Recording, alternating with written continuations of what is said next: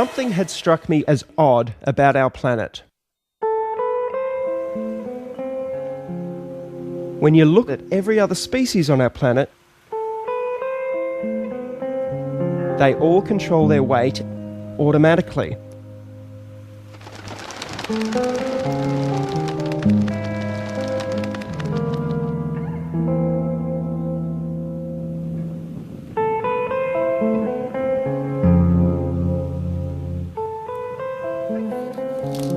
The only exception was us.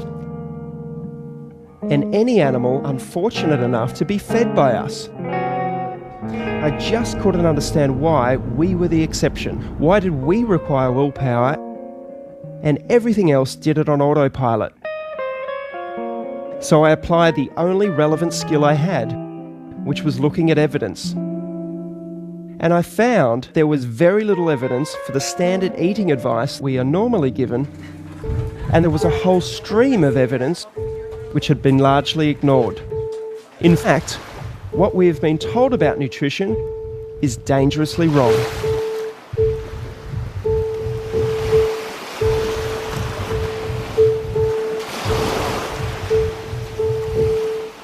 Nome da lakram rakkal. Nata ngayong unaw Heart disease. Tutuk, so heart disease, yeah. Tintin. Liver disease. Liver disease. Asthma. Yeah. Diabetes. Diabetes. No, man, yung diabetes, man. Probably half the people here have diabetes. Yeah.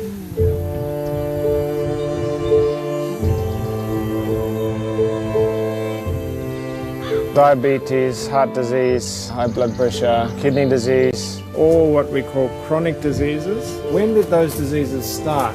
70s? 80s. So before that, people were dying from nakun Hepatitis. pneumonia, TB. TB. Well, they're all the mulkurumala. These are the ones that came with the Europeans. Bacteria, infectious diseases. If we go back further, ngatil ngay balandabun na. Ya kangatil ya kabir ay kadalak. Ngatil ya kangatil. Ibu yang bukan tiga. Bunda minananwalkan. Wala dingga ngalakan. Accident malakan. Look tuyul ngway turkan baru lupan lana. What's the main? Old age. Old age na. Wawa.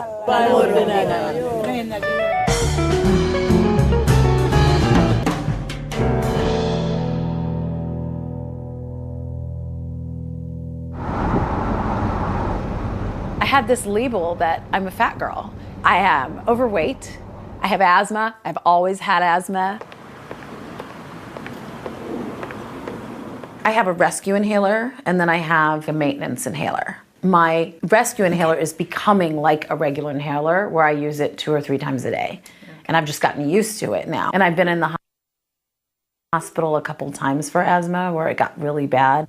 When people talk about wellness and health and are you well, how do you feel, my automatic pilot is always, I'm great. My vision is getting worse and worse very rapidly. I had 3 fibroids and one was really big. Upper respiratory infection. They put me on a broad spectrum antibiotics, mega doses of prednisone, azithromycin. And so I have this standing prescription. I'll just take it myself. I was also diagnosed with ADD. I don't know if that came up anywhere on there. This is really important. So when was the ADD? I'm like, oh, and incidentally. By the way.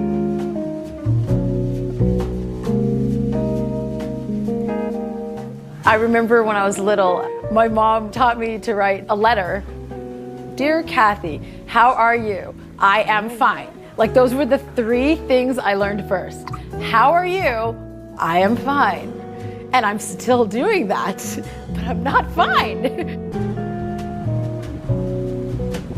This is levothyroxine. I take 1 a day for my thyroid. This is atorvastatin. It's for my high cholesterol. This is fenofibric, tizanidine, duloxetine. I take that for anxiety. Hydrocodone, cyclobenzaprine, gabapentin tablets that's supposed to make your brain process pain in a different way. This is also for my thyroid. This is for my neck pain. These are muscle relaxers. And that's my medication, which I think is more than enough. My mom struggled with weight her whole life. She created me to be an emotional eater. Somebody was picking on me at school. Come on, let's go get an ice cream. Something happened good in school. Oh, let's go out and celebrate. We'll go to Mickey D's, you know. And I ended up doing the same thing with my kids and my grandkids.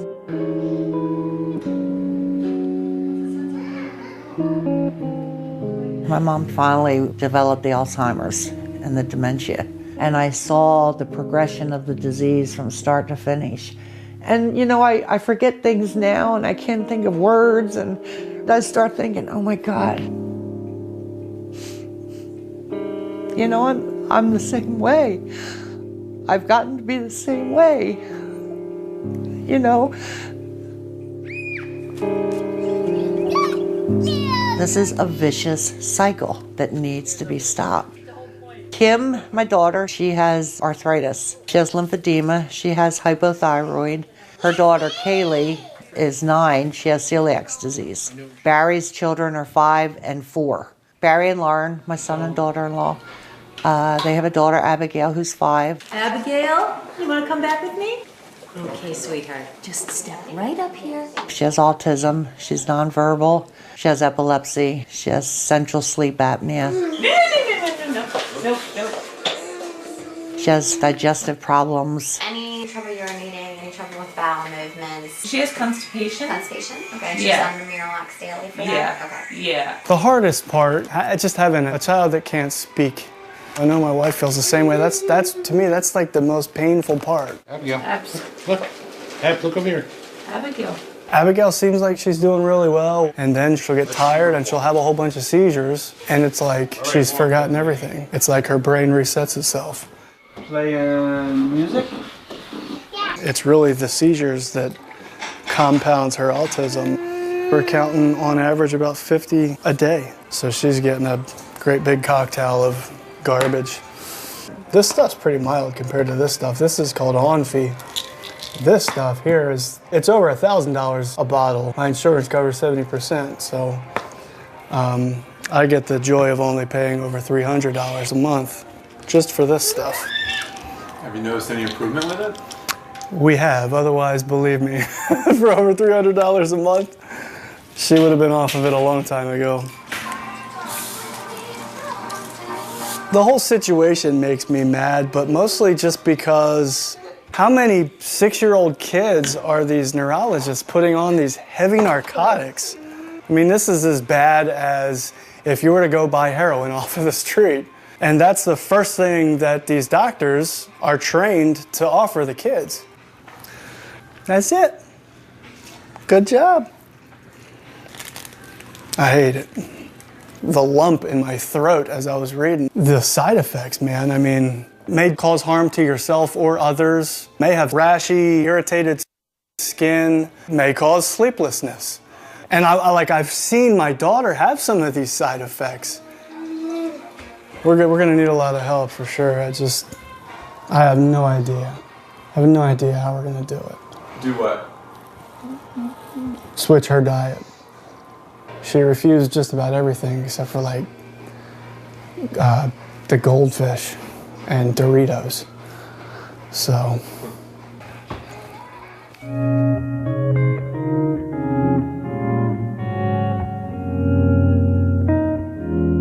I just don't know. I don't know what it's gonna be like. I may get overwhelmed with it. But I'm truly at a point in my life where I'm afraid. I'm afraid that my chips have run out. You breathe it in, and then you hold it, and then you breathe out. That's how that works. I'm scared. I'm genuinely scared. Debbie, you're about to change your diet. What are you most afraid of? Failure.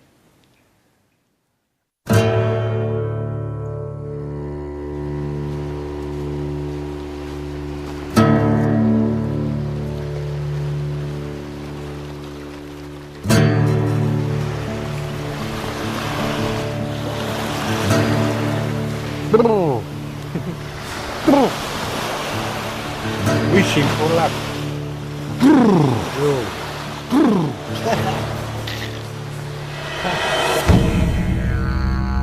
We are all physiologically and genetically hunter-gatherers. We've only been consuming an agriculturally based diet now for maybe 500 generations or so versus more than 100,000 generations, not 100,000 years, but 100,000 generations on a largely meat and fat-based diet. We have the brains that we do because of the enormous amount of fat that we consume as a species throughout our evolutionary history. Suddenly now we're eating a carbohydrate-based diet. And in the last 13 or so generations, since this thing called the Industrial Revolution, this has just gone down a slippery slope. You are the oldest culture on earth, is the Yunga culture. 40,000 years. So anybody that has a go at us, don't talk to us unless you've got 40,000 years of research. Yeah? The American scientific expedition that came to Arnhem Land in 1948 showed that Yunga people were extremely robust. No chronic disease, great teeth, well-built, muscular. I remember Yunga in the 70s, ripple muscles, they were like supermen. I came back in '83 to see a population that was decimated. This chronic disease tsunami that is now wiping across the Yunga population. Funerals are just this constant part of life here. Well, you finish one and then the next one arrives and then the next one arrives and you can kind of get a funeral fatigue. 6.3 markup. And all of life is needing to be reorganised around that. There are definitely still people alive today who, as they were growing up, were living a traditional lifestyle. We're running out of those people.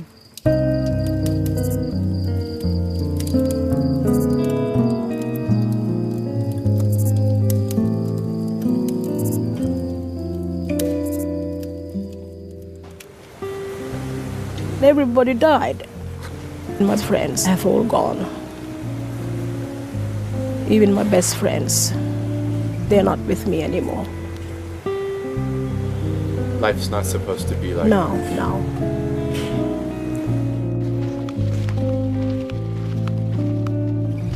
Dear Angel, can you tell me in your own words why are you here at this retreat? Why I can't talk when I'm walking. Okay, fair enough. Maybe down at the beach when I'm sitting down. I think my body maybe weren't built to do some walks or I don't know. I remember when I was a little girl, I used to come with my grandfather. We'd be walking along this beach. And every night he'd share stories. He would tell me, this is the way to go. This is what you eat. Don't eat this. This is nice, but this is bad. Don't touch this. Don't eat this. It's not even food. It's nangining. Nangining meaning non-edible. Even those red and black beads, they're pretty to make a good necklace, but it's not good to eat. It's nangining. So much has been done to Yolngu people to send the message that they are inferior and that whatever is going on in the dominant culture is more powerful and superior, and that definitely applies to people's perception of food. This one's got caffeine.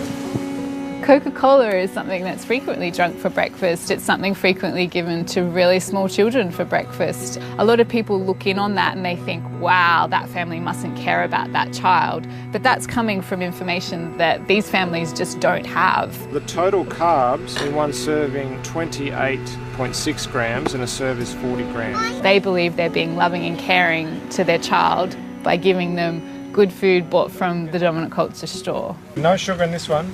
But no chemical mala. The Australian government's pumping millions of dollars in to try to fix Aboriginal health. And here's these two individuals that have managed to do what they're trying to do on a large scale. What they're managing to do is to say the way that you had it before white person came was actually the right way. We have ancient wisdom and we have modern wisdom. And I think the two need to work harmoniously together, in balance.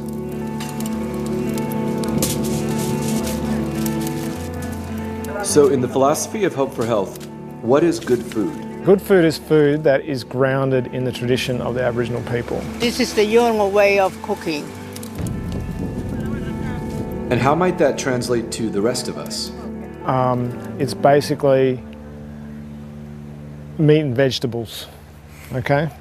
Meat and vegetables that comes from a place that is closest to its natural state.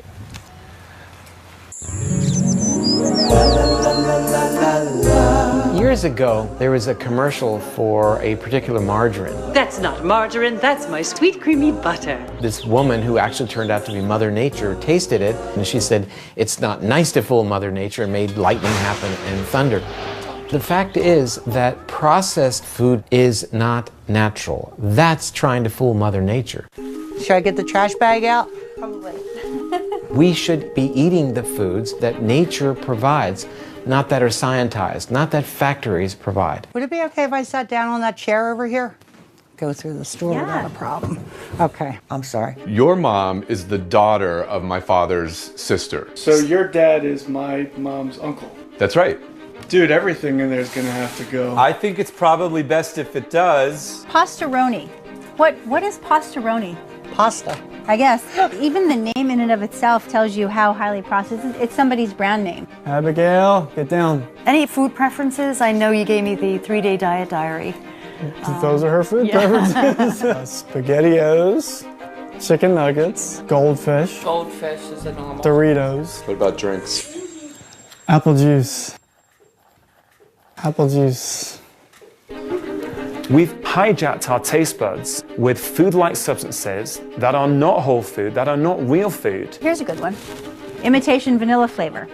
Propylene glycol, sodium benzoate, phosphoric acid. Doesn't that sound lovely? I don't even know what it is. Right. The whole low-fat thing is completely wrong. So we're going to add more fat to the diet. I mean, good natural fats. That's avocados, olive oil, meat fats from pastured animals like beef tallow, duck fat, lard. Having the federal government get behind the low-fat diet changed vastly the food system. You know, companies flooded in with all their low-fat products, responding to this huge demand. One of the most insidious things that market does for us, light. Light. Misspelled light is even worse than spelled correctly light. Every single day now we have newfangled foods and food-like substances being introduced. And then on top of it, we're genetically modifying and adding chemicals and things that we have no way of adapting to. There's added sugar in everything. Ketchup, sugar, juice for the grandkids, sugar, sugar, sugar, corn syrup. The applesauce is corn syrup? High fructose corn syrup is the second ingredient. I would have never guessed. Fructose. It's not going to be anything in here. We have found a winner.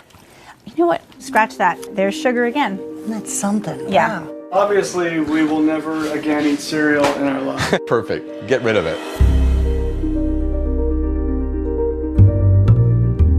Bread and other grain-related products are really worrisome, A, because of their gluten issue, but most importantly, because of their carbohydrate content. I don't even know if we need to say anything about this. Yeah. Just, okay. I call wheat the perfect obesogen. Food perfectly crafted to make you fat. Wheat is in all frozen dinners, all breakfast cereals, taco seasoning mixes, instant soup mixes, canned soup, salad dressings. In other words, of the 60,000 products in the average supermarket today, 59,000 have wheat. There is nothing you can get at a grain that you can't get anywhere else. Not even close, in fact. Meat, seafood, vegetables, fruit, nuts and seeds, and eggs have so much more to give. Maple and brown sugar, heart healthy. You know that can't be right? Wheat was added 10,000 years ago, which sounds like a long time because it predates the Egyptian Empire, the Greek Empire, the Roman Empire. But 10,000 years represents less than 0.5% of human race's time on Earth. We went from a diet that was 90% meat and fat to suddenly relying on grains and legumes for the very first time in our evolutionary history. These all gotta go. You know, when a label goes out of its way to tell you how healthy it is, like 100% whole grain, reduced fat. By taking fat out, you guarantee that people have to shift over to high carbohydrate foods. That's just what happens. Fat is a critically important part of our diet, but we've got to be super selective because some fats are very threatening to our health. The reason olive oil is so good is because you can get the oil out of the olive really easily. It's like cold pressed extra virgin olive oil. But you take something like this, This poison. In order to make packaged food, you need a fat that's solid and stable. So everything on a supermarket shelf, cookies, crackers, chips, need a hard fat, a solid fat. That's what gives it shelf life. If you get rid of butter, suet, tallow, lard, traditional fats, as our guidelines told us to do, what's left? Hardened vegetable oils, which is basically trans fats. We don't want to use any of the vegetable oils like corn oil or safflower oil, soybean oil. Vegetable oils are toxic. They're industrial oils. They are foods that we could not have manufactured until the industrial era. There are seeds that have oil in them, but that don't release their oil readily, so you have to use high heat and solvents to do so. That totally wrecks the molecules, destroys many of the antioxidants. It's a mangled, disgusting, smelly mess. Every cell in your body is wrapped in a membrane that's made out of about half fat and half protein. If the fatty acids comprising your cell membrane are unnatural, that cell membrane cannot function in the way that it's supposed to function. And that's the beginning of disease. It starts at the cellular level. Vegetable oils are acting like little miniature Trojan horses. Your body doesn't recognize them as not natural. It will make cell membranes. It will make brain cells. But it's as if you were trying to build a house and your contractor said, well, we don't have any bricks, but we do have these little styrofoam balls. Let's go for it. Did the food grow on the planet? Did it swim in the water? Did it run on land? That's food. The one question I wish every single doctor on this planet would ask every single one of their patients is, what are you eating?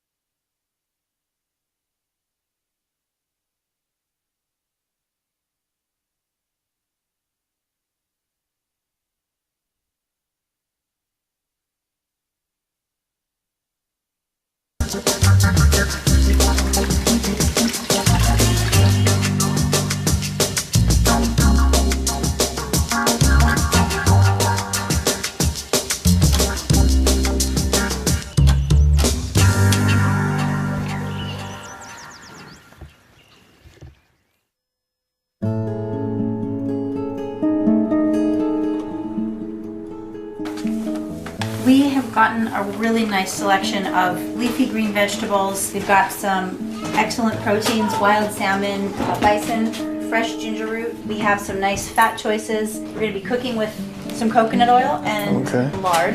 What we're doing is focusing on things that are natural.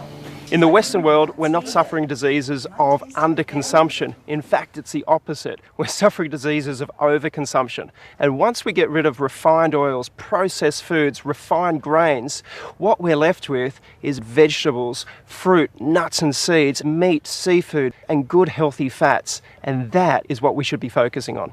Okay, here's the turmeric. Yep. So we're going to use some coconut oil to the pan. Yeah, Barry, you know the pan spray I had? I had to throw it out. Well, there's no question that the brain can burn glucose. What powers the brain far more efficiently in terms of its energy-producing components, called the mitochondria, is fat. So we're going to get lard all over our hands? Yes. Okay. Our brains thrive in a fat-burning environment. Now, technically, we call this a state of ketosis.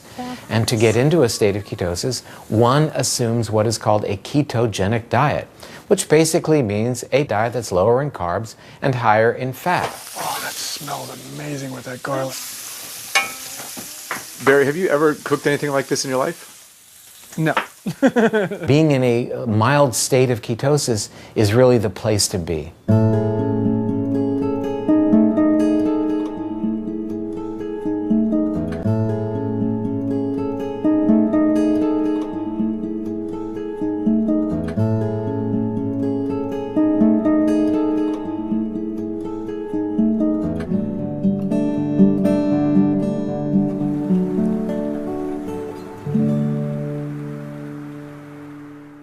Okay, this is my first video diary. I started this new way of eating today. I figured since we're talking about all natural, I'm going to torment people by having on no makeup. Okay, I know this is not supposed to be a big old cooking show, but here we have some lamb with the bone in, and I am sauteing them in some coconut oil, and the green you see is kale that I just removed. And I made some riced cauliflower so that I can feel like I'm having carbs. Bone broth in all of these, by the way. Normally, I would just go out and eat 3 times a day. I'm so used to grabbing and going, but I am really gonna do this. I am gonna do this. I have to do this.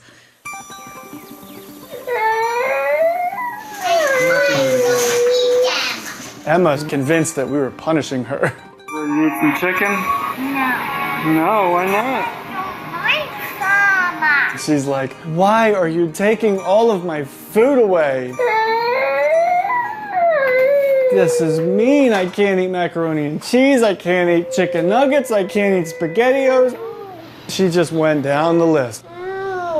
Tattering through this list of junk.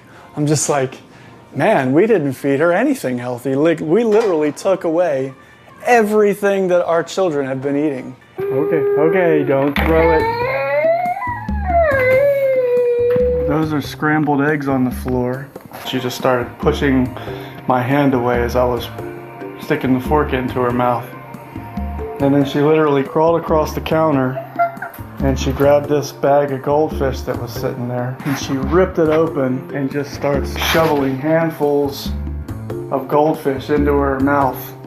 It reminded me of when I was a drug addict and I would get my bag and I'd be fiending for something. I'd be fiending for a fix. Oh, for goodness sake. The first 5 days, she starved herself. She barely ate anything. Yeah, I'm burnt out, man. I'm burnt out. That was the turning point. She was just more. I mean, she just was a bottomless pit. Abigail's eating coconut. And from that day forward, it was like she was eating everything I gave her. Everything. There you go. Barry texted me the day that she was eating with a fork. There you go. Good job. He texted me that she had never done that before, that she was eating a piece of steak with a fork. And what is she eating? Steak and kale. And I mean, I was literally jumping up and down. And I think he was too. I was so happy. She just took the fork and stuck the steak and popped it in her mouth like she's been doing it her whole life. It was crazy. So anyways, we're doing great. I'm looking forward to seeing where she's at in another 2 weeks. There you go. Good job. When a little baby's put in your arms and you giggle and they giggle back, this little body is talking to me without language, but talking in their own way. And the baby lights up. He never lit up. We knew from the moment he was put in our arms at 2 weeks old, we knew something was amiss. When he was 3, I decided to put him on a specific carbohydrate diet. Just meat, vegetable, fruit, nuts and seeds. 3rd day on specific carbohydrate diet, he fed himself for the first time. The 5th day, he said his first word. So I almost fell over on my chair. He said, "We come for welcome." Because I said, "Thank you." I would always talk to him. And it was always me doing the talking, us doing the talking. And he, wouldn't answer to his name, all that typical autism stuff. I said, "Thank you." And he said, "We come." One of the things, though, that always bothered me was that he didn't seem to be able to stop bobbing, rocking, verbal noises. And so I was already beginning to wonder about if he needed something more.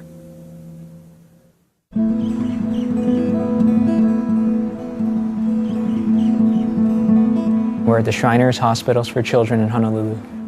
We take care of children with brain-based disorders, Specifically, we specialize in autism, ADHD, and other developmental problems. Use this hand and tap your fingers. Our medical study involves a clinical trial. We're investigating not only if the ketogenic diet impacts children with autism, but also how it might impact children with autism. To help with their language, help with their socialization. We want children to be able to interact meaningfully with their families again. You put that one in there. And you can push it off with it. Yeah. The ketogenic diet and the state of ketosis changes the metabolism in the body.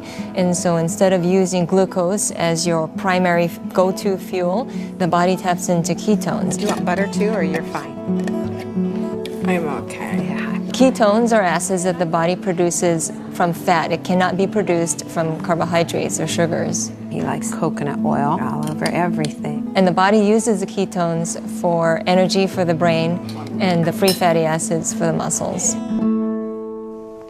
Good balance. Open your eyes. Aaron Thatcher's been on the ketogenic diet for approximately 6 months. He has seen an improvement in some of the core features of his autism, including increased socialization, interaction with his mom. Just to get him peaceful. Yep. It is huge. Brings peace to the whole family. And I would say, you know, our loving interactions are more. Increase independence and self-care skills, decrease in his stereotypic repetitive movements and behaviors. Aaron, we're going to put these puzzle together, okay? Start with these, and I have some here, and let me know when you need more. As evidenced by his scores on the ADOS, he initially, pre-diet, had an ADOS score of 16, which is in the high range for autism. And on his 3-month follow-up, had a score of 8. What do you like doing that makes you feel happy and cheerful? Coming here. Coming here? You like coming here? Okay, what are some other things that make you feel happy? Taking a bus. Taking a bus, that sounds fun. Okay, how about things that you're afraid of? Are there things that... Turtles. Turtles like in the story that we read? The ocean. Oh, the honu in the ocean. That makes you feel afraid? I was watching Aaron take the ADOS, and there are questions on the test, like, what do you find scary? And he said... Turtles. Great, A+, right? So I said, can you say that in a complete sentence? Given the opportunity, he probably could. He did. He did. We did give him the opportunity. Can you tell me in a full sentence? I'm afraid of turtles. Awesome. Tell me in a full sentence what makes you feel happy. I feel happy. I took the bus. Awesome. That's more therapeutic than the question that we asked him. Do you ever feel sad? Can you describe what it's like when you feel sad? Sometimes I feel lonely. What makes you feel lonely? When I be by myself. Oh, can you say that in a full sentence? I feel upset because I'm a lonely person by myself. There are some common metabolic processes in the body that exist within every cell in our body. If you take in a medicine, you're targeting a specific mechanism within the body. Whereas if you approach it more broadly, such as through food, we might be able to influence a variety of organ systems, including the brain, the pancreas, the liver, muscle cells, blood vessels, etc., through one intervention.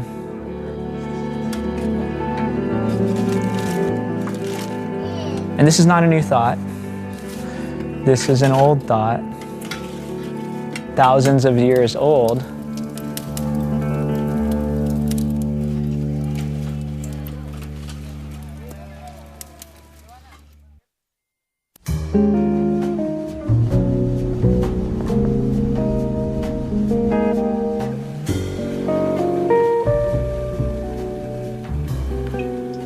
I think that eating alone only bolsters the little hamsters in your head that are telling you what you should and shouldn't do. I mean, I rarely will sit and eat a meal alone without there being some little commentary going on in the back. Well, you really should have less of this, or you really should have done this or that. There we go. Look at that beautiful bird. Oh, that looks so good. But when you eat with other people, you end up talking and bonding and sharing. I like that. I just like that better. So you'll see there's meat and there's fat in here. You don't have to eat it, but it's really good. It's interesting with the fat that's floating. I've become so ingrained over the years of fat's no good, don't want fat in my diet. You know what I mean? It's hard to like... I thought about your face. I'm like, Lisa's going to be like, I cannot eat that. I thought about you. Well, it all started with Susan Powder back in the early 90s. Yes, with the spiky hair. Yeah. I'd go buy a fat-free cake and I'd eat the whole thing and I'd be like, I'm eating fat-free. But all of that sugar turns into fat. It's carbs. So they say it's fat-free. When really... Well, yeah, when you're eating it at the time, it's fat-free. It has no fat in it. But what does it turn into once it goes into your system? Fat. More fat. So we're gonna make the mayonnaise, basically eggs and lemon plus oil equals mayonnaise. Okay. Right? I love it. So let's prove it. This is olive oil. Yeah, I'm using olive oil. You want to use a pure oil like this that isn't going to be toxic to your body. And Lisa's scared of the oil. It's going to be okay, Lisa. I'm like counting up the Weight Watchers points in my head. I would love to be able to not have to count Weight Watchers points and not have to be so scared of eating sometimes, you know? But I'm scared of, if I don't do that, then I'm gaining the weight back. And so it's that allowing yourself to have the freedom to trust your body, to trust that when you do it, it'll be okay because you're eating real food. Doing this as an act of love, as something we're all doing. Remember that, Tom? It's not. Hey, where's your tossers? Well, I'm gonna pour it on the fridge. I'm just gonna do it to taste. Oh my God, I'm so excited. To a long life of happiness and health. And friendship. And friendship, absolutely. Cheers. That was fun. I love you, girls. I love you too. In the 1950s, the nation was really in a panic about the rising tide of heart disease that had come from pretty much out of nowhere to be the nation's leading cause of death. In 1955, President Eisenhower himself has a heart attack, and he's out of the Oval Office for 10 days. So the nation is fixated on this problem, an urgent public health problem. Nobody really knows what causes heart disease, right? There's a number of different explanations. Maybe it's lack of vitamins, maybe it's car exhaust. So into this vacuum steps Ansel Keys, a pathologist from the University of Minnesota, and he says it's saturated fats. Saturated fats and cholesterol cause heart disease. Of 10 men, we can expect 5 to get it. And that was his hypothesis. He had an unshakable faith in his own beliefs. He was called a bully even by his friends. And he was able to get his beliefs inserted into the American Heart Association. So the first ever dietary recommendations telling people to cut back on saturated fat and dietary cholesterol to avoid heart disease were issued by the American Heart Association in 1961. That's the beginning of the story. It's the tiny little acorn that grew into the giant oak tree of advice that we have today and that we can't back out of. What was the evidence for that recommendation by the American Heart Association? It amounted to one study, coincidentally performed by Ansel Keys. That's the 7-country study where he went to 7 countries around the world, mainly in Europe, but also the US and Japan. And he sampled nearly 13,000 men, and he looked at their diet, he looked at their cholesterol, and then he waited to see who had a heart attack or who died of heart disease. I mean, he had a hypothesis that saturated fat caused heart disease, and he was out to prove it. For one, it's very clear that he cherry-picked his countries. He had done a number of pilot studies. He knew where people were not eating much saturated fat and had low rates of heart disease, like Yugoslavia and Italy. And he ignored other countries, also low rates of heart disease, like Germany and Switzerland and France, where they ate a lot of saturated fats. He didn't go to those countries, which would have disproven his hypothesis. His study showed that low saturated fat intake was associated with low rates of heart disease. Associated, but it doesn't mean that reducing saturated fat is what caused those people to suffer less heart disease. It was also true that these people ate very little sugar. In fact, they also found in that study that what correlated best with cardiovascular death was sugar. Then what ensued was a tremendous amount of science to try to prove Ansel Keys' hypothesis right. Billions of dollars were spent in large clinical trials, the most rigorous kind of science you can do. And they were done in mental hospitals and veterans hospitals, the kind of experiment that you can't do anymore because it's considered unethical. And at the end of billions of dollars of research, they could not prove Ansel Keys' hypothesis.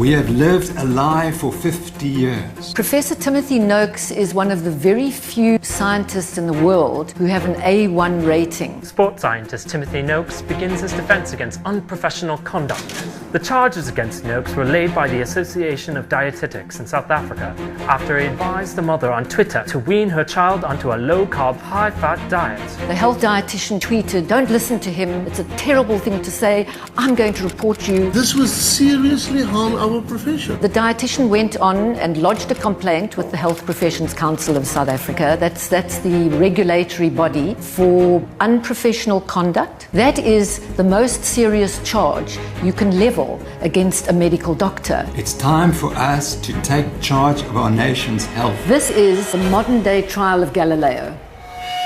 Good morning, it's the 16th of February 2016.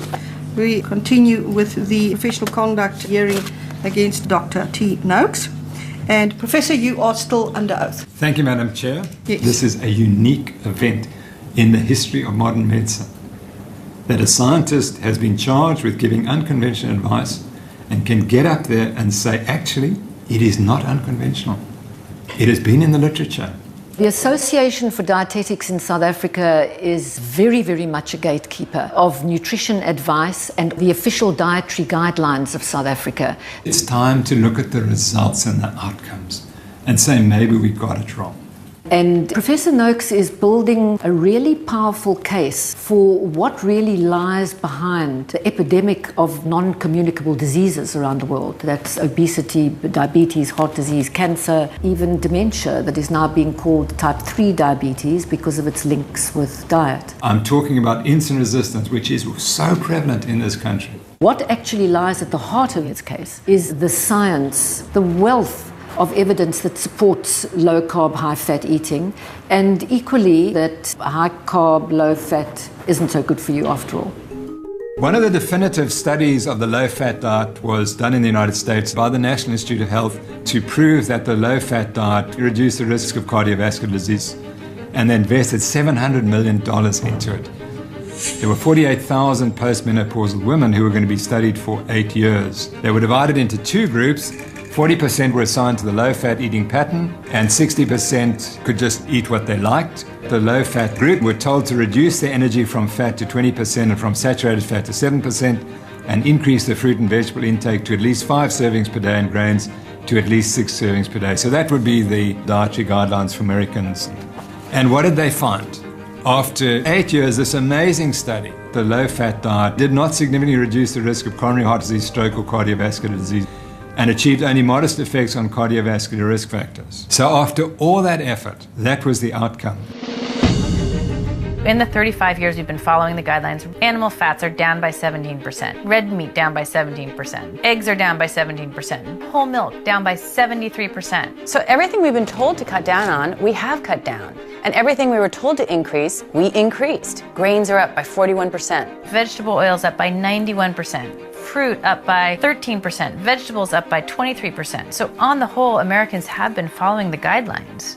It leads you inevitably to the conclusion there must be something wrong with the guidelines themselves.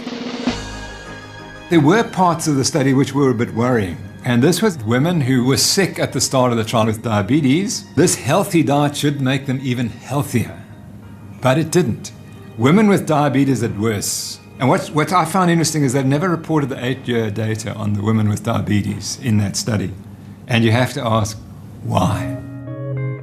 When these study results are coming out, they're deeply inconvenient. This hypothesis has been adopted not only by the American Heart Association, but also by the National Institutes of Health, the entire federal government, medical societies, and a number of industries, the vegetable oil industry, ADM, Monsanto, Bunge, some of the biggest companies in the world, and the grain industry and the soybean industry. So these results had to be ignored somehow or suppressed. I've been left with a very disturbing feeling that this hearing was set up from the very beginning. We'll adjourn tomorrow, 10 o'clock sharp. There is much more at stake than a simple tweet. There are powerful vested interests. People stand to lose a lot, whether it's status, money, in accepting Professor Noakes' viewpoint.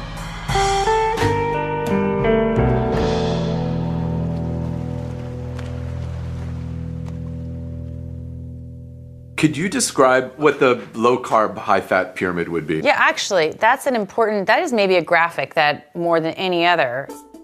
What you have to do is take the existing food pyramid and turn it upside down so that everything that used to be in the base of the food pyramid, grains, carbohydrates, really has to be up in the tip. And then below that are fruits and vegetables. And then, in the big bottom slab really has to be fats and animal foods. That is actually what a healthy diet looks like.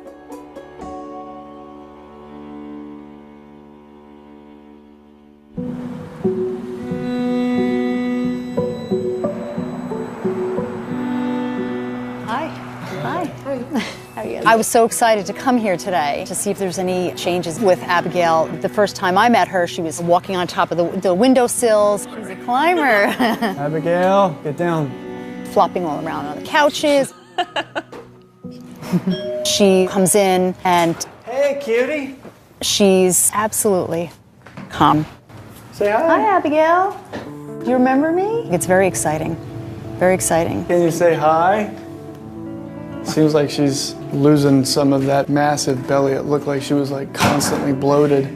That seems to have decreased. Her bowels have regulated. They were using a laxative every single day. And I don't know if you noticed that when you're trying to present her something that she doesn't want. No. She's actually saying no. Yeah, I noticed that too, actually. Like with her mouth, she's actually saying no. She's able to concentrate and she's able to progress because she's not running all over the place and she's not seizing. Her seizures are going down, and we have tangible data from the school. We are actually starting to wean her off of the anti-convulsory narcotic that she's on that I think you guys heard plenty of complaints from me about. These are great strides within just 5 weeks. It's great. What do you make of his sort of subdued attitude about all that? They live with Abigail day in and day out. You don't see your children grow. That's incredible news. Yeah. Is that not big news? Yeah. I have faith in bigger, better things, man.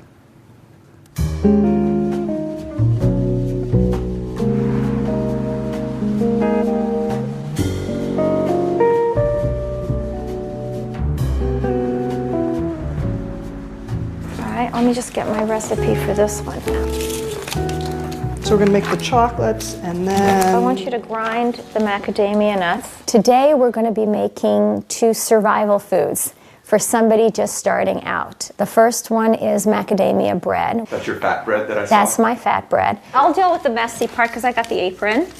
And I'd like to make a sugarless chocolate.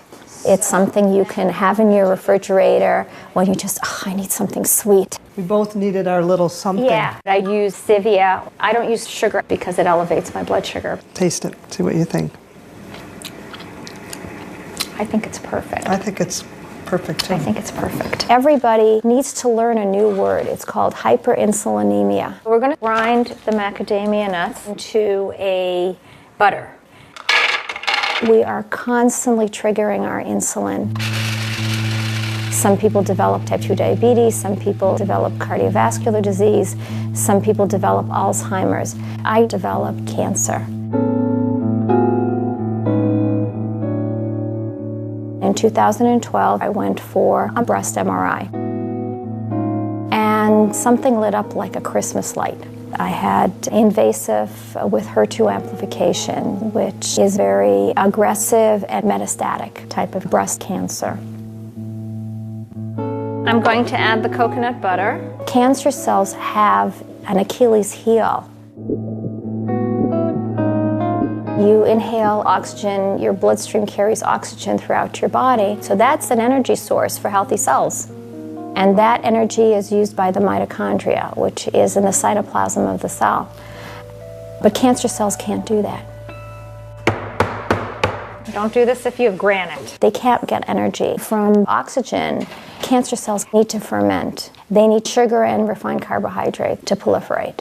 Do you ever see Star Trek, The Trouble with Tribbles? Okay? Do you remember at the end they say, I figured it out. If you don't want them to reproduce, stop feeding them. And that's what cancer is. So I started a ketogenic diet. A ketogenic diet is a high-fat, very low-carb. It's like Atkins on steroids. This particular diet for cancer means 80% healthy fats, 10, 12, maybe 14% protein, and no more than 12 grams carbohydrates. Oh yeah, look at how nicely it rose. All I was looking for was to prevent it from metastasizing. And surprise of surprise, it started shrinking. My tumor started shrinking. You can see it came out gorgeous. And my last MRI, the radiologist said, had I not known you were diagnosed and treated, I would look at this from another patient and say, nothing to see here. So you never actually went through chemotherapy? I didn't do surgery, I didn't do chemotherapy, and I didn't do radiation, no. The headscarf is a religious. Right, it's not a yes, chemotherapy. absolutely. No, I have my hair. I don't know how to ask that. I have my hair. I eat well, I have a wonderful family, I have a wonderful healthy life. This can be in a donut pan so you can make lox, cream cheese, and bagels. I've never had an illness from the day I was diagnosed. My immune system is so good now that everybody will get sick with the flu, and my grandchildren are coughing in my face and sticking their hands in my mouth, and I don't get sick. That's the norm. Yes, that is the norm. I walk into the doctor's office and they say, oh, our miracle patient has arrived. And that was very disturbing to me because I didn't think, God runs the world, of course, but I didn't think there was anything miraculous about what was happening. I thought it was hard science. What did I do that was different from what anybody else can do? And the answer to that was the research. A scientific study changes the picture.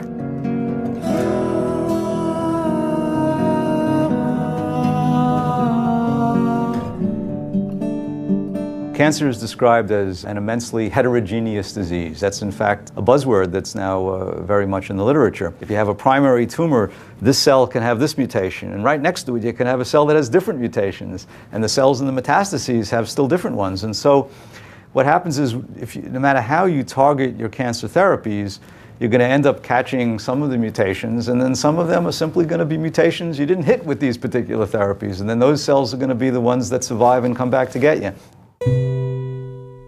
Most cancers are treated by cocktails of multiple drugs which fail.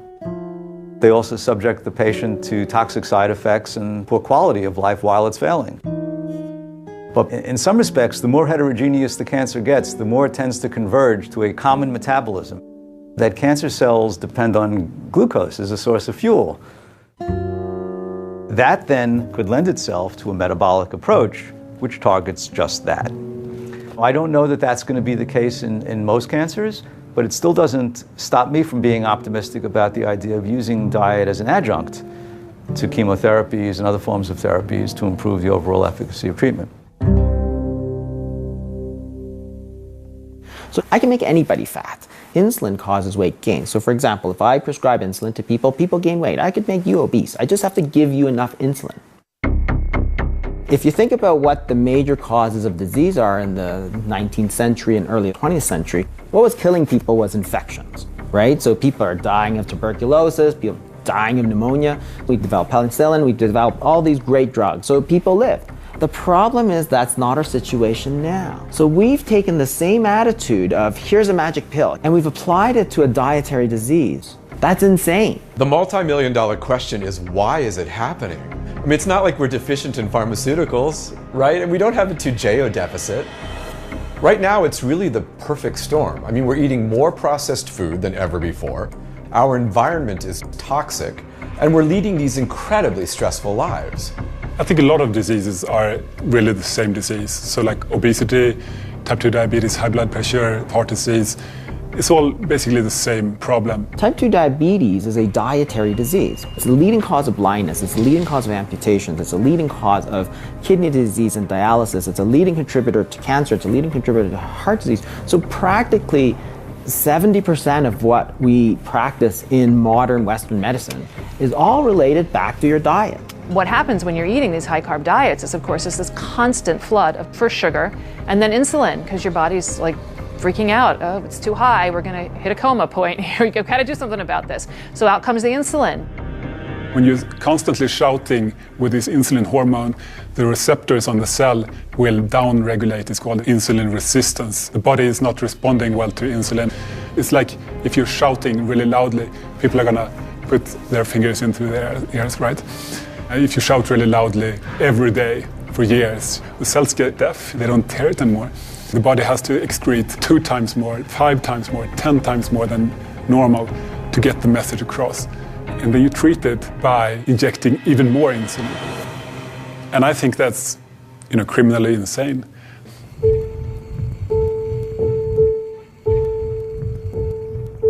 When you start on the Lantus, which is the long-acting insulin, you start at a certain number and then you gradually increase it by like 3 to 5 units a night based on what your sugars are. So I think I started out at 20. This is 4 years ago. And I was up to 55 in no time. When you look at diabetes, type 2, it affects every single system in your body. So it's not just the insulin and the sugars. You end up getting, I have peripheral neuropathy where I've lost feeling in my feet. I have gastroparesis. I have early kidney disease. I have, what else? I have coronary artery disease. The arteries in my whole body are pretty much affected. This carotid artery is 99% occluded, meaning that I could have a stroke at any time. We had talked on Friday. Yes. And so you decreased your insulin even more. Did you have any issues this weekend? Where were your sugar levels? No, they were all good. Last night's was 91. Since the 2 months that I've been doing this food program, 2? Yeah. It may just be 6 weeks that she has been here. Yeah. I've lost 17 pounds. And within a month, we were able to decrease her insulin by half, even more. I don't have any more sliding scale, regular short acting. I have, the long term is down from 50 units to 20 units a night, which in the long run is going to save me a whole bunch of change. If things keep going the way they are, the possibility is that she could cure her diabetes with food. Can you imagine? I was hopeless. I was just getting fatter and fatter and sicker, and I really was at the end of my story. If I could inspire one person to stop and take a look at what's happening with their life, if it's in regards to your weight, depression, diabetes, understand that there's hope.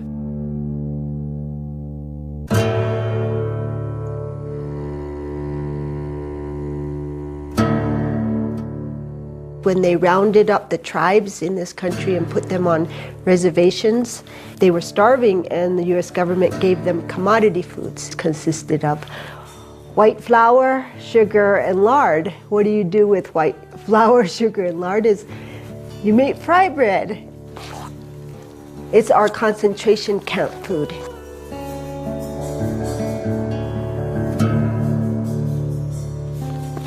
The fait accompli of what we call manifest destiny, what happened to all of the Aboriginal peoples of the earth since European encroachment, wasn't accomplished with guns, it was accomplished with food. Damper has become #1 food for Yoruba people. Settlers, missionaries, they gave us damper, and our grandfathers, grandmothers, and all our families, they liked it. That is looking yummy. These modern displacing foods were being brought in as rations by the missionaries. They're very addictive things like tobacco and sugar and flour. You must have a damper with a stirrup rice jam. it's required. Must be. Must be. Always. But even if you took the syrup and the jam and all that stuff off of the damper, it would still be... It would still be bad. It's still yakka. Yakka menmak. Yakka menmak. Yakka menmak.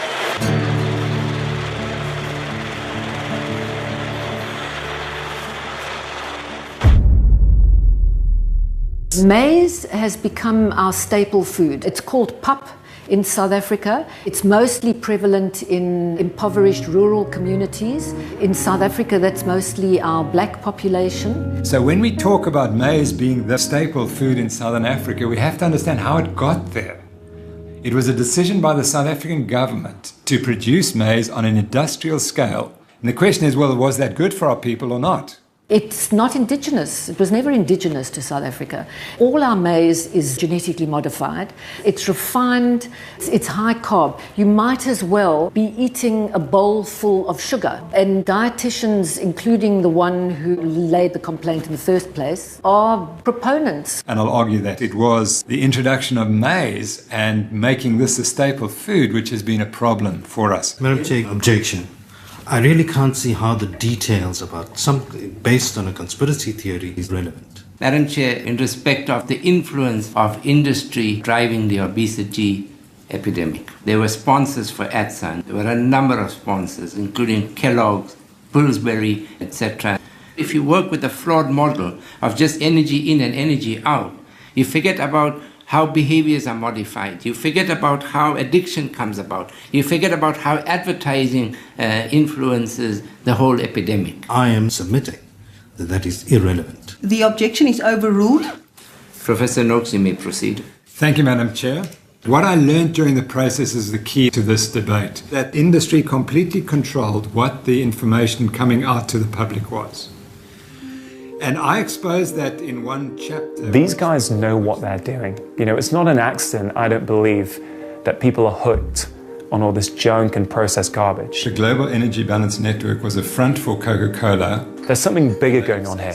The whole food system needs changing. What Coca-Cola is doing is to control the messaging of obesity globally by controlling the scientists. One of the tactics that industry uses is they'll fund studies that are designed to confuse the record. Their goal was not to talk about obesity, their goal was to confuse the public. Almost all scientific conferences depend on industry funding, even to discuss a subject. If there's no funding, nobody's interested. Nobody wants to even talk about it. It's like depriving a field of oxygen. I've repeatedly been told that there's no evidence to support the low carbohydrate diet. That's incorrect. This is a randomized controlled trial published in 2008 by Dr. Finney. These are expensive trials and there's no money to do it. He does not get funding from the National Institute of Health. He has to go and raise his money himself. This is the evidence. He's putting people with a metabolic syndrome, half of them on a high carbohydrate, low fat diet, and the other group on a high fat ketogenic diet. Look at the results. Body mass and abdominal fat, high fat outperforms high carbohydrate, low fat diet. Triglycerides, one of the key markers of metabolic syndrome, down 50% on the high fat diet. We tend to overconsume carbohydrate in this country because it's addicting, but also because we produce it in ridiculous amounts. If you fly from New York to LA, the majority of what you're flying over, all those little circles and squares on the ground, that's America pumping out carbohydrate as fast as it can. That's the 30,000-foot view, that's what's happening, and that's reflected in our grocery stores. Now here's the HDLC, which we all told is the good cholesterol. What we're not told is when you eat a high carbohydrate diet, your good cholesterol comes down. And you go on a high fat diet, HDL cholesterol goes up. There isn't a single multinational corporation on planet Earth that wouldn't stand to profit from every man, woman, and child consuming a carbohydrate-based diet. That very particles that are damaging our arteries are increased on a high carbohydrate diet and reduced on a high fat diet. It's incredibly cheap to produce, it's highly profitable, and it keeps you perpetually hungry. What could be more perfect? Now, this is even more remarkable. Saturated fatty acids in the bloodstream, which greater your risk of heart attack. Now you eat more saturated fat, and the saturated fatty acids in the bloodstream go down. Pharmaceutical companies are profiting from this. Weight loss industry is profiting from this. Undertakers are making out like bandits. About the only people that aren't profiting from all of this are the rest of us.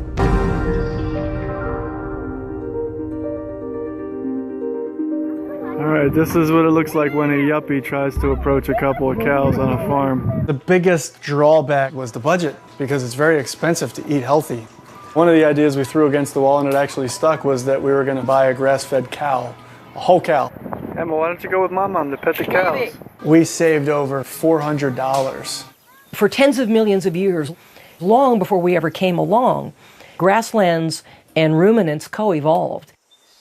Cattle are basically designed to eat one thing and one thing only: fresh green grass. Check it out. Yeah, buddy, grass-fed meat. I've got hamburger, I've got T-bone steaks, porterhouse steaks, I've got liver. I didn't like it as a kid, but I thought came with the cow, so I'm gonna see what we can do with it. The butcher, he's like, "Oh, you got bones for your dog, huh?" We're like, "No, they're for us." Like, we used to have 40 more species of large herbivores roaming across North America before the end of the last ice age, and we had 60 million bison thundering across the Great Plains.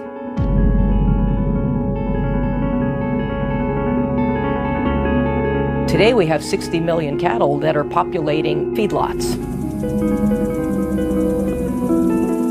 You know, grain feeding of animals.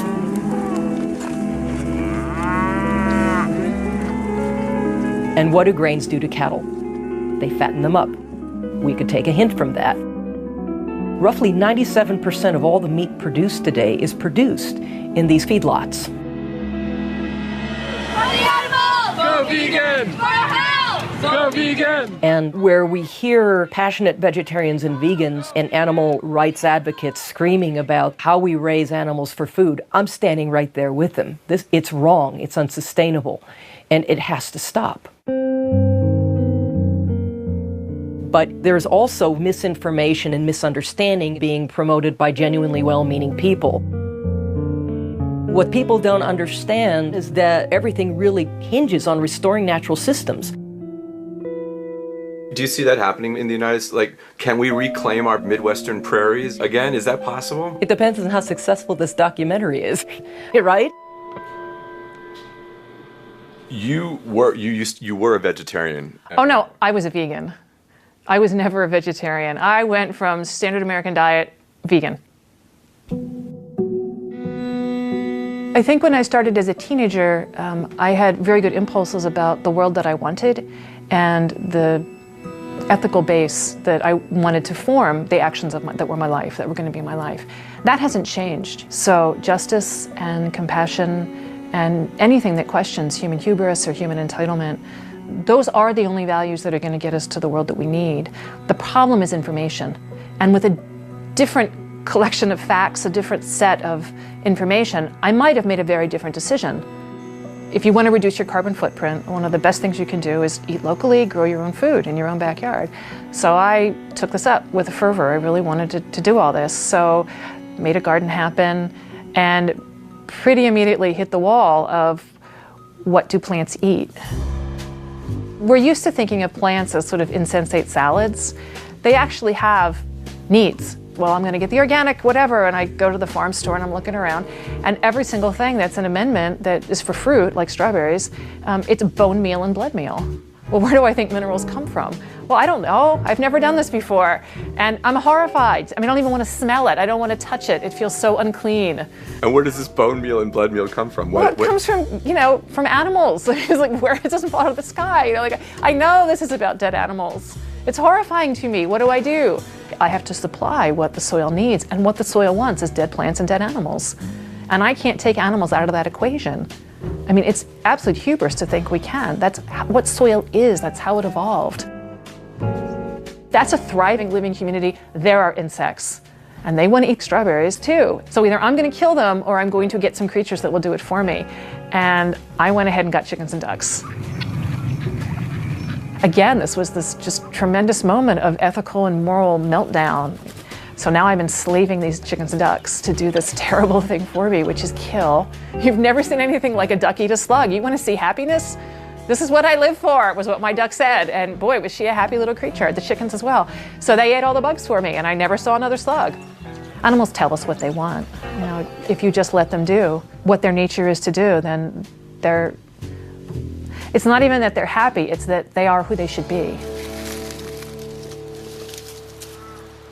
The most destructive thing we've done is this activity called agriculture. We don't really have a clue what goes into making that corn or making that soy. All we know is that you look down on your plate and it doesn't look like a dead thing. Therefore, it somehow must be peaceful and kind and sustainable. And we're utterly wrong about this. You have to understand what agriculture is. you take a piece of land and you clear every living thing off it. And I'm including the bacteria in that. So all the plants and animals that are supposed to live there, they're gone.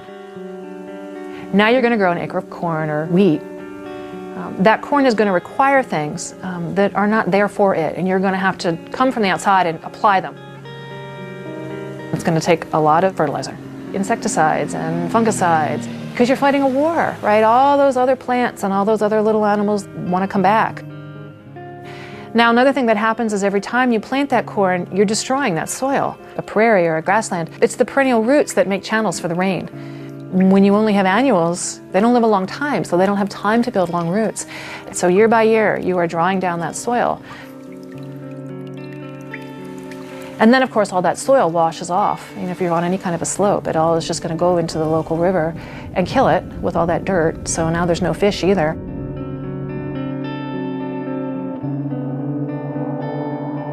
In the meantime, though, while the corn is still growing, you can transport it to a miserable cow living on a cement floor inside a steel building and feed that cow for about 60 days. Past that point, she will die from the corn because it's not her natural diet. But until that point, she will get really fat really fast, and then slaughter her, feed her to humans. So you're going to make people sick eating this meat as well. As far as I can tell, this is nothing but death and destruction from the very beginning to the very end of this. Now I'm going to walk you through another scenario, which is you take the same acre of land, but you don't hurt it in any way. You let it have its own wisdom, its own impulse toward life, its own wild way. And what you have is a whole bunch of perennial plants growing there. You have a whole bunch of really sturdy grasses. You've got big birds and you've got ground-dwelling birds, and then you've got small mammals and larger mammals. You might even have, every once in a while, a really big mammal come across there. You know, you might have a wolf or a bear or somebody. And in the meantime, you've got a ruminant.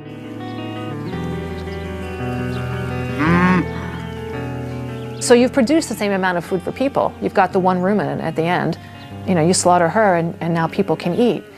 But that acre that is still in that prairie, that grassland, you could come back in 10,000 years and all of that life would still be there. The only thing different would be a little more soil, which is to say a little more resilience, a little more depth to life.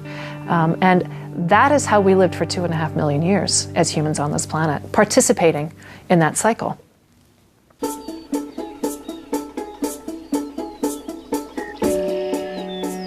We're here in the Shenandoah Valley of Virginia, and what we do is pastured livestock. In nature, herbivores live in large groups and they migrate. All we're doing is duplicating that kind of migration, moving the animals across the land so that this choreography, this ballet of the pasture, can perform its dance on the grass. When people say eating this way is unsustainable, oh, listen, it's not only sustainable, it's actually what we call regenerative. It allows the grass then time to regrow, to recuperate. Grass is essentially 95% sunshine. This takes sunbeams and converts it to something that has weight. And amazingly, the herbivore can take this, ferment it in her rumen, and turn this into arguably the most nutrient-dense food in the world.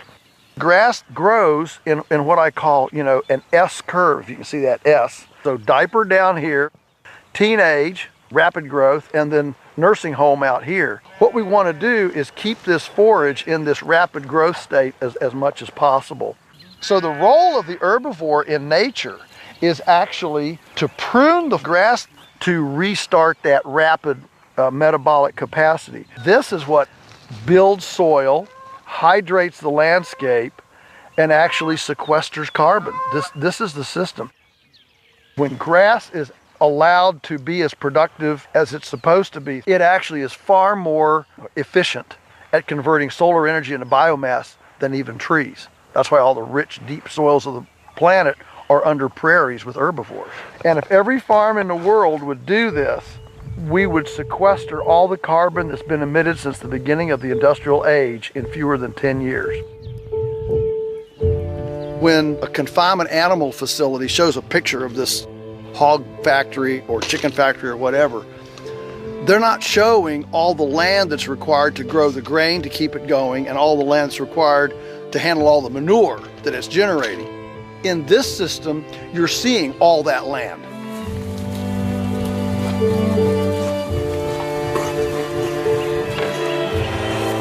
I think a lot of industrial agriculture thinking is that the earth is a reluctant lover. Whereas actually, we view the earth as an abundant, loving partner who responds to caress, who responds to care, and if we will come humbly to the land, why, it's ready to give us way more than we could have wrestled from it. This is the mystical, awesome cycle of life, and to be able to be this close to it has a humility to it, a perspective that is actually quite profound and actually quite historically normal.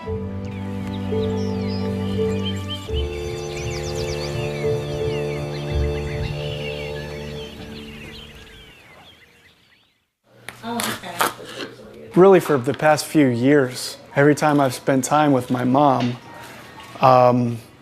just like her cognition reminded me of my grandmom. Like it was starting to remind me of like those early stages of my grandmom. My son just told me not too long ago, he said, I love you, and I'm really becoming concerned with you. You're starting to check out of life. I see you starting to deteriorate the same way that she did. That scares me. I used to get these horrible headaches. I was battling depression. I would just start to cry. I would tell my husband, I said, I'm tired of this. I'm just tired of feeling like this.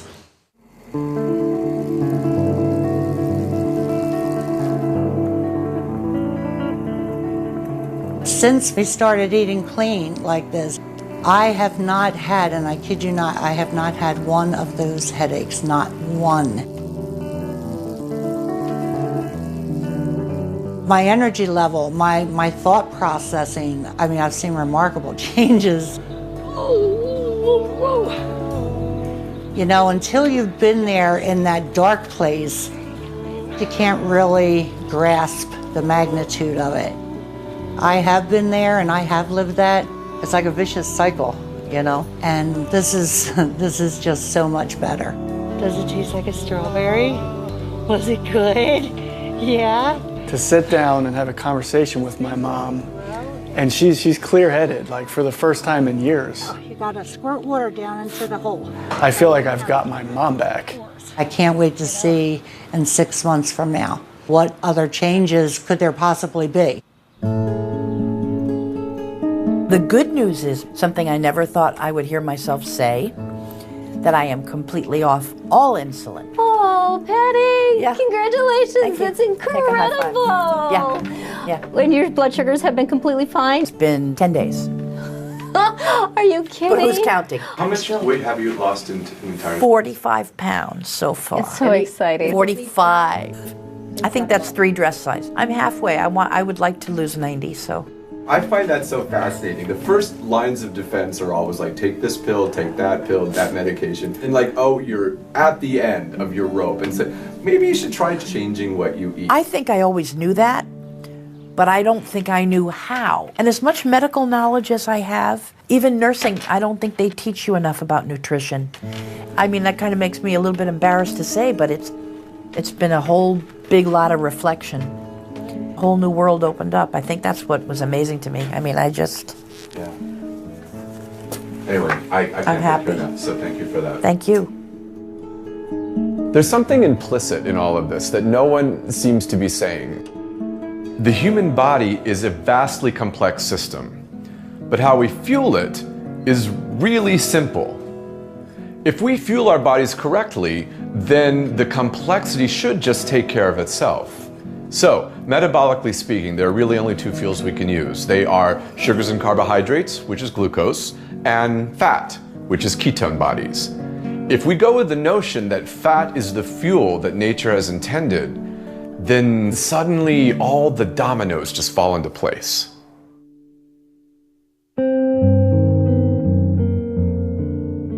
The final part of the jigsaw We spend millions of rands training hypertension experts, obesity experts, diabetes experts, heart disease experts, but they're all treating the same condition. We can continue to teach a failed model. We can continue to train more doctors and build more hospitals and tell people they must eat lots of carbohydrate. A model that is causing millions of South Africans every few years to develop type 2 diabetes. Or we can say maybe we got it wrong. Because the only people who are suffering besides myself and my wife are the people of South Africa. Professor Noakes, on a charge of unprofessional conduct, the majority of this committee find you not guilty.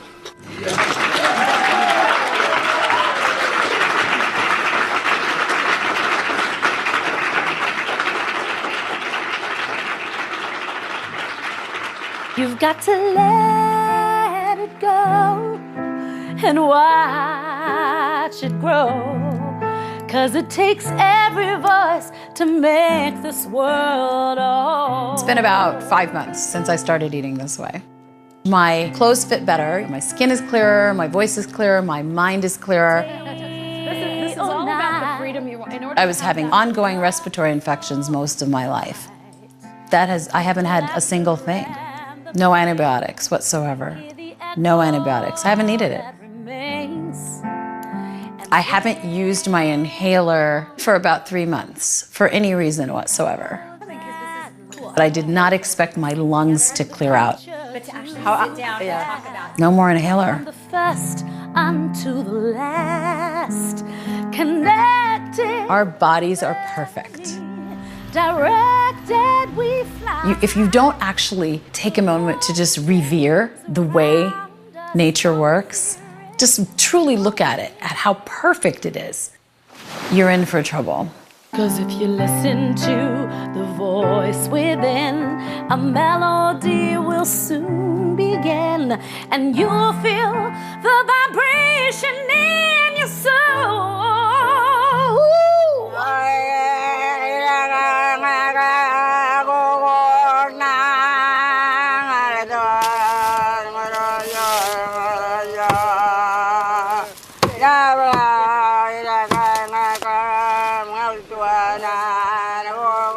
This is my blanket, my sheets that I born with. My mom used to always make me warm with this, like this.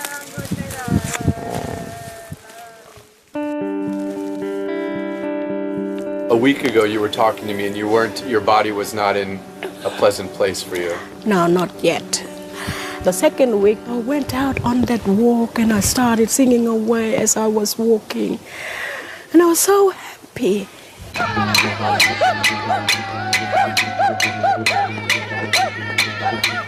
My body was rejoicing.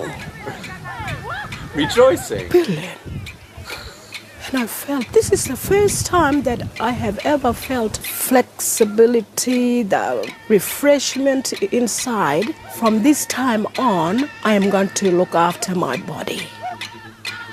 How's the asthma? No, I haven't been worrying about it anymore. I think it's gone. You look at the problem of Indigenous health and it just seems like this massive epidemic that's just so huge and impossible, and how can you find a pathway through it, and so many resources have been poured into it, and I think so many Australians are frustrated about how many resources have been poured into it and we're not seeing any results, and it feels like this hopeless solution.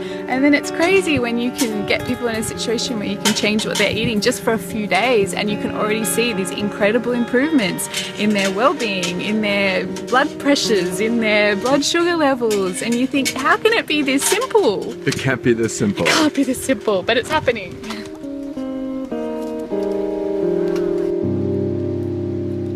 Look at that everywhere. Learning all of this, so nice. Human anatomy, all these blood cells, all these cells that make up our body, so perfectly woven together. So beautiful.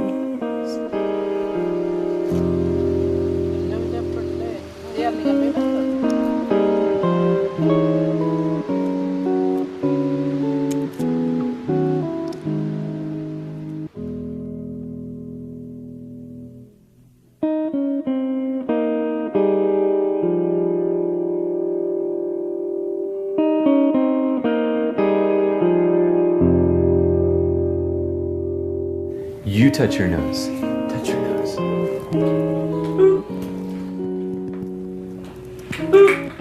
One more time. She's pulling her hand. Boop. That's it. That's your nose. One more time. Ready? Boop. Abigail, where's my nose? There. Nose. It's almost like her brain has had this certain way of functioning. Like biologically, it's functioned as a brain of a person with autism until we started to give her the nutrients that her body and her brain needs to start functioning normally. Can I have the block? Can you give it to me? Good job, man. Oh my gosh, I never saw her do that. Give the block to Daddy. Daddy. Come on, you silly. Yes! Now, give the blocks to Mommy. To Mommy. Mommy. Give the blocks to Mommy. Good job. Yes! There you go. Thank you. But at this point, she's like 6 years behind, so she's starting at the level of a 2-year-old, or whatever developmental level that Abigail's at.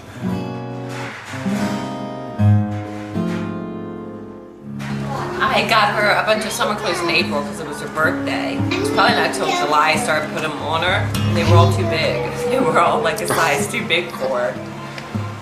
She looks amazing. It's such an easy recipe, I've got it memorized. It's 4 eggs, half a cup of almond butter, and a cup of squash. So no grains? No grains. And I always melt some ghee over top of the pancakes so she gets some fat. There's a child trapped in this body that is, you know, crying out to be released, you know? Hey! Hey! And it's like she's waking up. Yeah.